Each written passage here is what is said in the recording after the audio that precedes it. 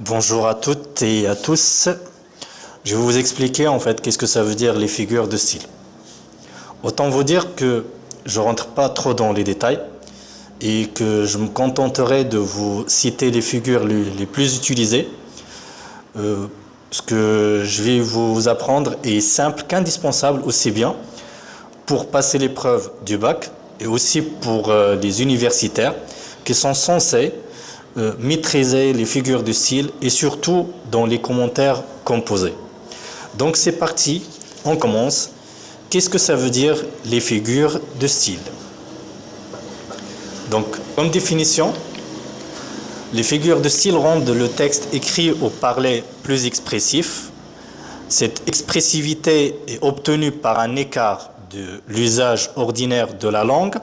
Les figures de style produisent cet écart par le changement à la fois du sens, de la sonorité et aussi l'emplacement du mot dans la phrase.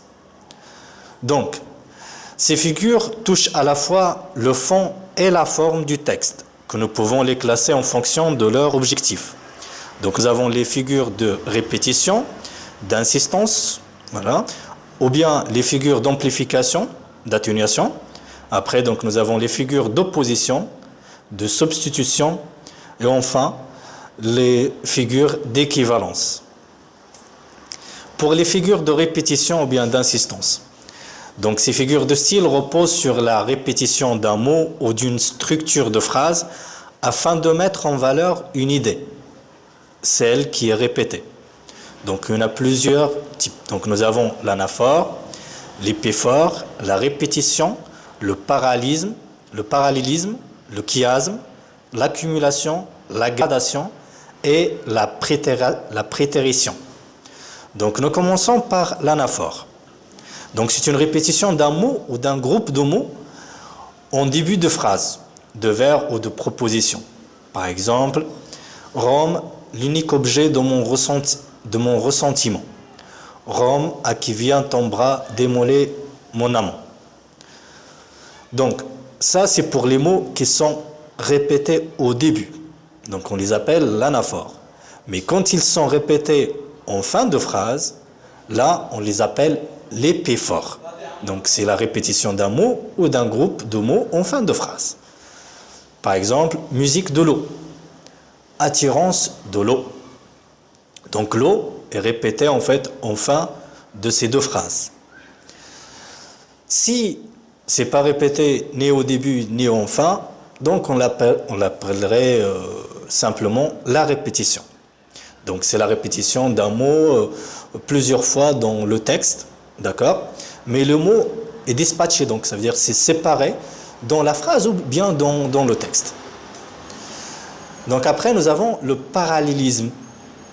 Donc qu'est-ce que ça veut dire le parallélisme?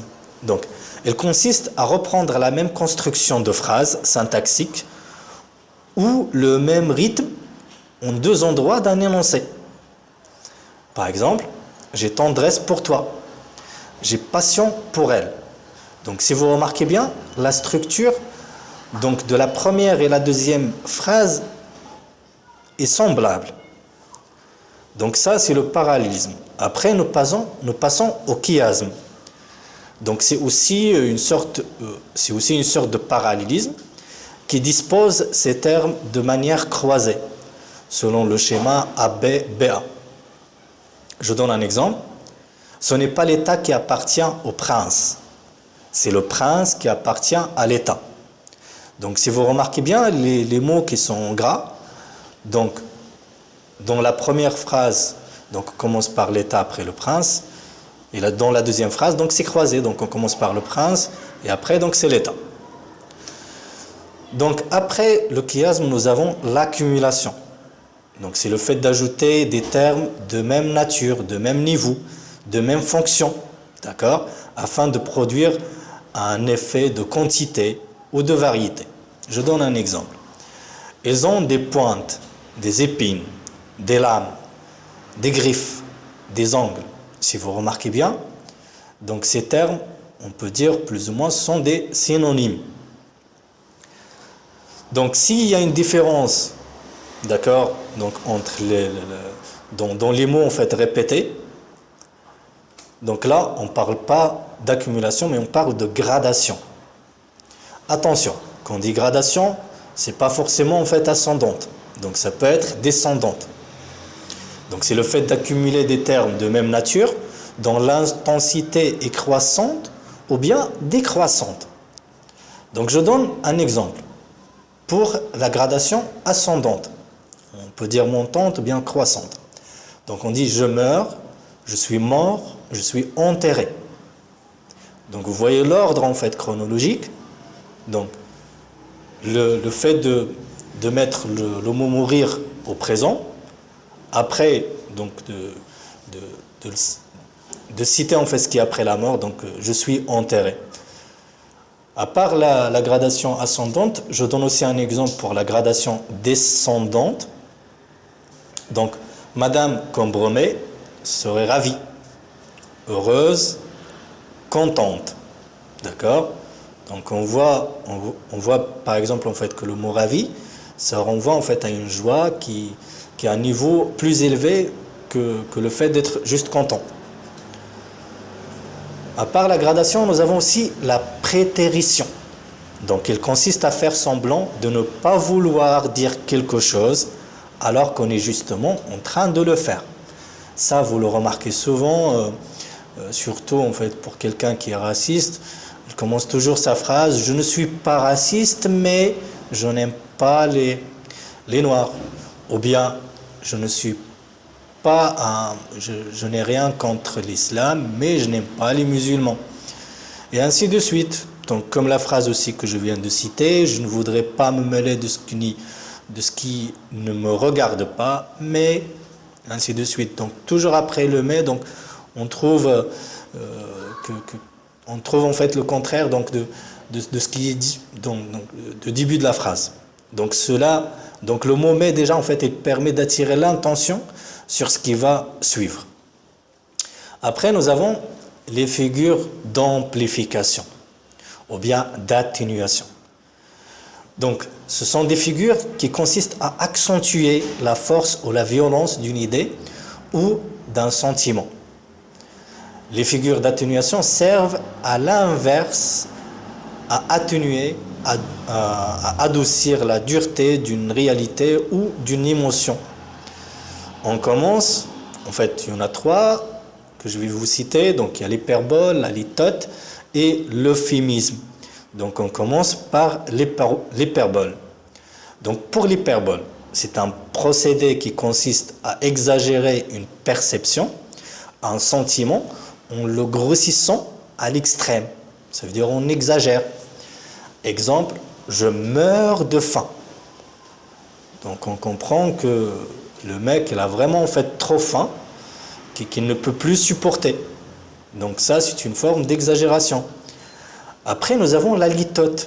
La litote c'est quoi? C'est dire moins, d'accord, pour signifier plus. C'est une atténuation qui sert à amplifier une idée. Je donne un exemple. Je ne te hais pas. Ce qui signifie que je t'aime avec passion. À part la litote, nous avons aussi l'euphémisme.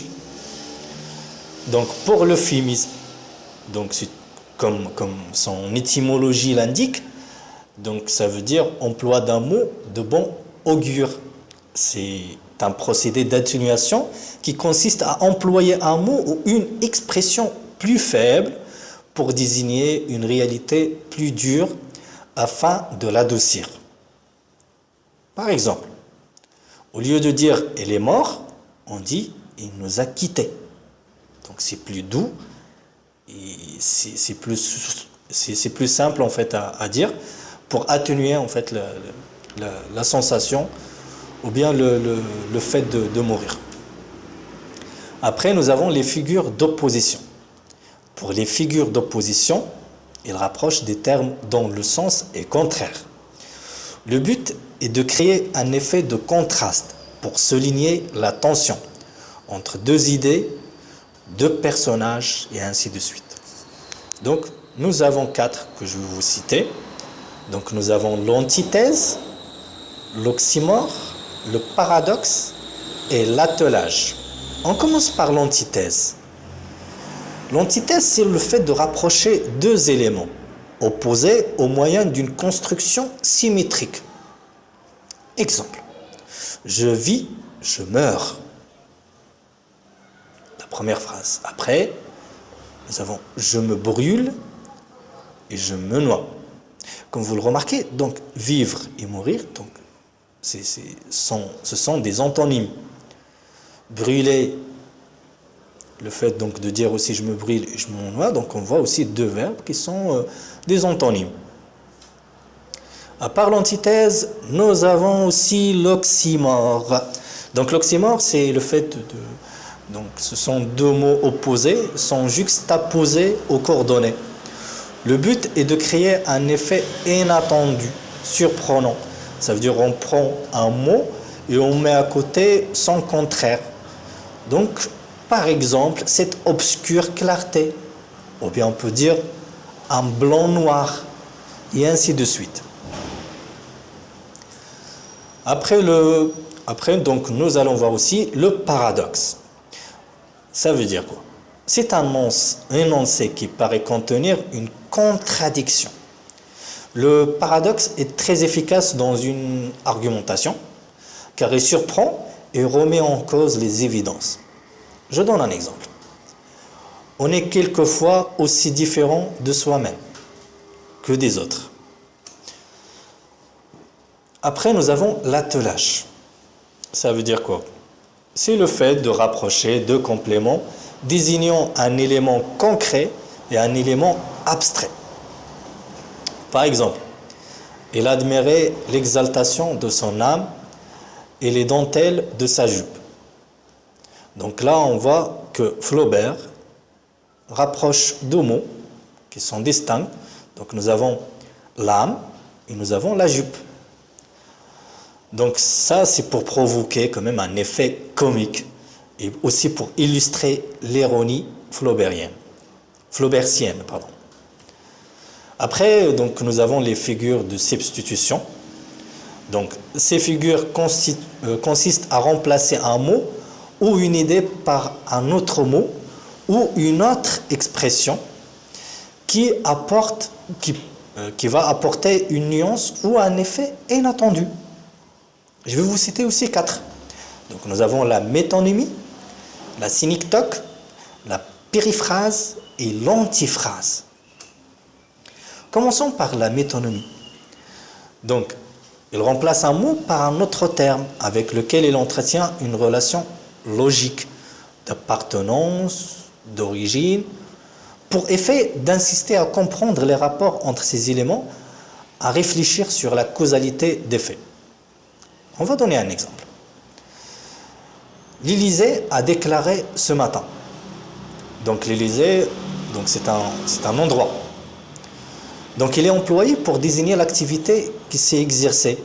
Donc il remplace plus ou moins donc, la présidence de la République. Un autre exemple, boire un verre. Donc le contenu liquide est remplacé par le contenant. Nous avons aussi donc, un autre exemple, on va dire, il est sorti d'une Mercedes. Donc là, la marque remplace le nom de l'objet.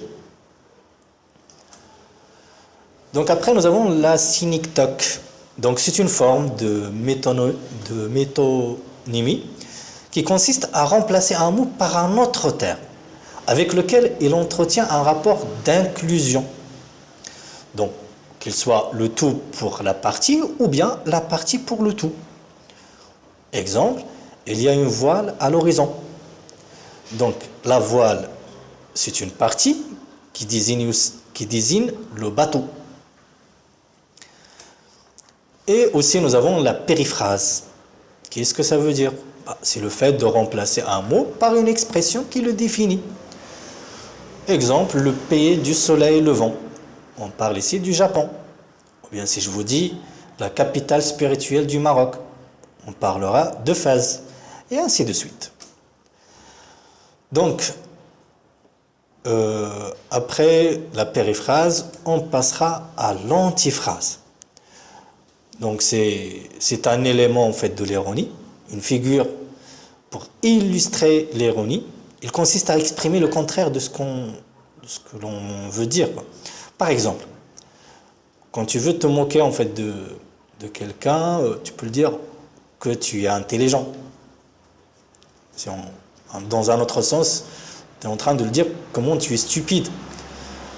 Donc après, nous avons la dernière figure que je vais vous proposer, ça serait les figures d'équivalence. Donc, nous avons, plutôt ce sont des figures qui rapprochent deux termes en établissant entre eux une équivalence de sens.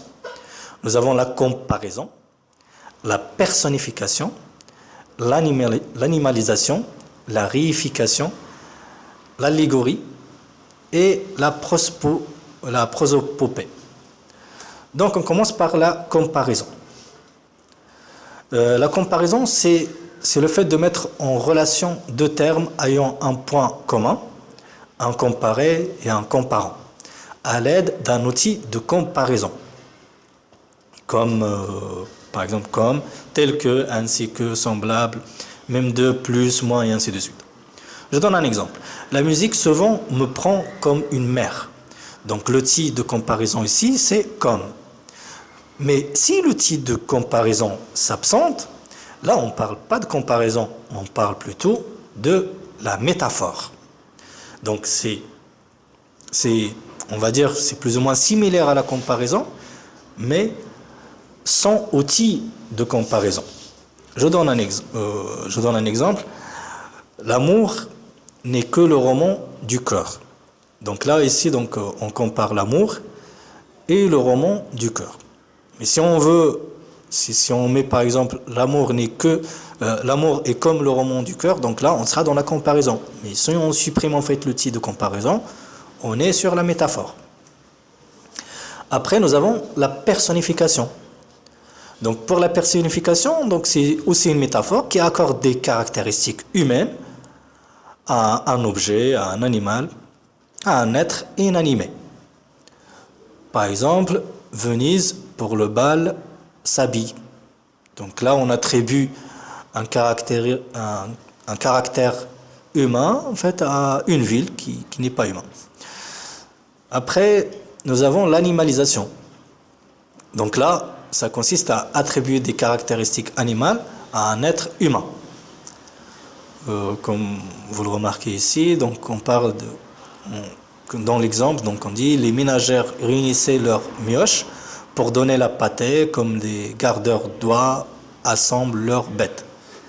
Donc là, on donne des caractères en fait animaliers à des êtres humains. Donc je parle des ménagères. À part ça, donc nous avons aussi la réification, donc qui consiste à représenter un être vivant sous la forme d'une chose, d'un objet. Exemple, tes yeux sont là où boivent mes ennuis. Donc là, on donne en fait un caractère qui n'est, non, plutôt, on donne un caractère d'une chose qui aux yeux, donc qui sont en fait humains. Après la réification, nous avons l'allégorie. Donc c'est aussi proche de la personnification. Il consiste à représenter une idée abstraite sous forme concrète. C'est une représentation d'une entité abstraite par un être animé. Le plus souvent, un personnage auquel sont associés des attributs symboliques. Par exemple, comme l'amant vient et supplie danger, que c'est tort, il oublie. Et enfin, nous avons la prosopopée. Donc c'est une forme de personnification qui va jusqu'à donner la parole à des êtres inanimés, des concepts abstraits ou à des morts. Exemple, et la rivière dit, je ne veux rien savoir, je coule pour moi seul et j'ignore les hommes. Donc c'était tout pour les figures de style. Donc si vous avez des questions, vous pouvez laisser commentaires et je vais essayer quand même de vous répondre. Sinon, vous pouvez en fait accéder à la page, ma page Facebook et vous aurez en fait d'autres cours que je vais vous proposer éventuellement donc pour bien maîtriser votre langue française. Sur ce, il me reste qu'à vous remercier. Et sur la joie et la bonne humeur, je vous dis à la prochaine vidéo.